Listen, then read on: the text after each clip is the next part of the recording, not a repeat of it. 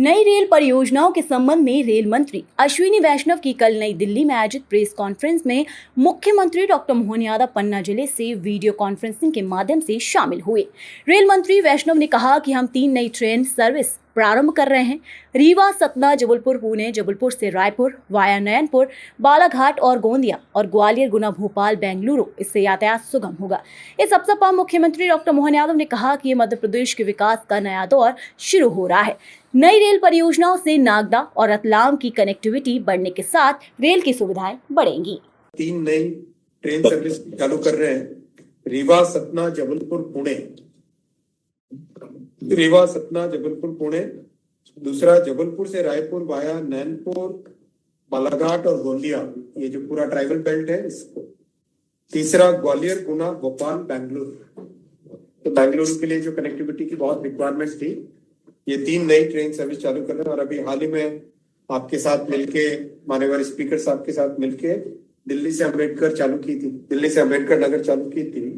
तो बहुत अच्छा रेलवे का कनेक्टिविटी बढ़ेगा। मेरी अपनी ओर से इस पूरी रेल परियोजना के लिए वाकई ये हमारा लिए स्वर्णिम काल चल रहा है, जब हम अपने एक नए दौर में पहुंच रहे हैं।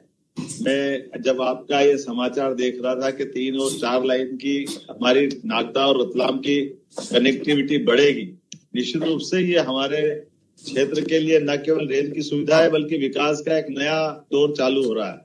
और वैसे भी आपने इंदौर मनमाड़ की 18,500 करोड़ की इतनी बड़ी सौगात दी है। मैं आपका हृदय से आभार भी मानता हूँ, अभिनंदन भी करता हूँ। और जिस प्रकार से अभी हमारे लिए आपने 3 रेल की अभी बताया, रीवा, सतना, जबलपुर, दूसरी ग्वालियर वाली ट्रेन, एक और ट्रेन, ये वाकई में दौर ऐसा चल रहा है कि मध्य में होने के कारण से माननीय रेल मंत्री जी के ध्यान में भी है और माननीय प्रधानमंत्री जी का भी जैसे भावना है कि ट्रांसपोर्टेशन को लेकर के रेल से सस्ता कोई साधन नहीं है।